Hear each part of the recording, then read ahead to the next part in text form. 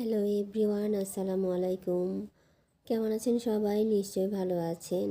চুড়ি লাগবে? চুড়ি নানা রকম রেশমি চুড়ি। না, আমি আজকে চুড়ি বিক্রি করতে আসিনি। আজকে আমি চুড়িগুলো গোছাচ্ছিলাম আর ভাবলাম অনেক দিন ধরে আপনাদের সামনে যাওয়া হয় না, তো কথা বলি আর আমি আমার কাজগুলো করি, তাহলে আপনাদের সাথে কথাও বলা হবে এবং আমার কাজগুলো করা হবে। বেশ কিছুদিন ধরে রেশমি চুড়িগুলো এমনি আলনাতে পড়েছিল ধুলো বালি দিয়ে, তো আমি এগুলো ধুয়ে মুছে এগুলো আবার নতুন করে ভাঁজ করে নিচ্ছি।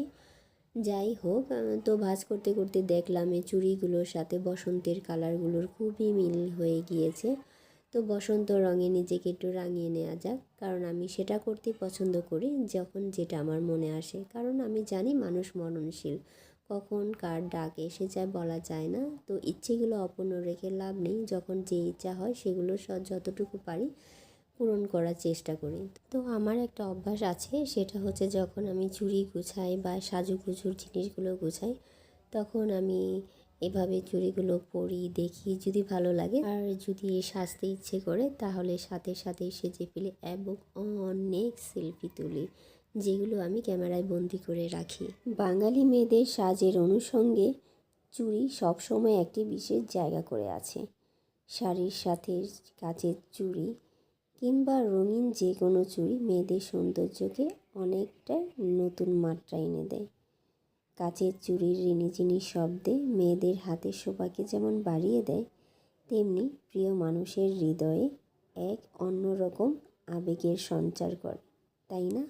এই চুড়ি নিয়ে কত শত কবিতা, ক্যাপশন যে আছে তা বলে শেষ করা যাবে না। আচ্ছা, আপনাদের কি সেই ফেরিওয়ালার কথা মনে আছে, যে ফেরিওয়ালা দেখলেই দৌড়ে চলে যেতাম?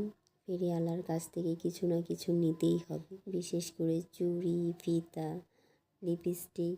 এই জিনিসগুলো না নিলেই যেমন আমাদের হতোই না। এখন ভীষণ করে মিস করি সেই ফেরিওয়ালা। সেই দিনগুলো যে কোথায় হারিয়ে গেল আর খুঁজেই পাওয়া যায় না। বড় হওয়ার সাথে সাথে সময়ের পরিবর্তনে অনেক কিছুই পরিবর্তন হয়ে যায়। ছোটোবেলার মতো ঈদ আনন্দ এখন আর আগের মতো উপভোগ করা হয় না। সব কিছুই যেন পরিবর্তন হয়ে গেছে। এখন সব কিছুই মনে হয় একঘেয়েমি। সেই ঈদ আনন্দ, সেই মজা, সেই খেলাধুলা সব কিছুই হারিয়ে গেছে জীবন থেকে।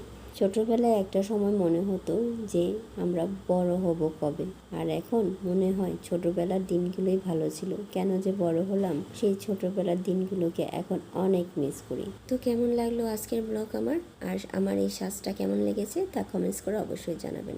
আর আপনারা বসন্তে কি কেমন প্ল্যান করেছেন সেটাও জানাবেন। তো আজকে এ পর্যন্তই, ভালো থাকবেন, আল্লাহ হাফিজ।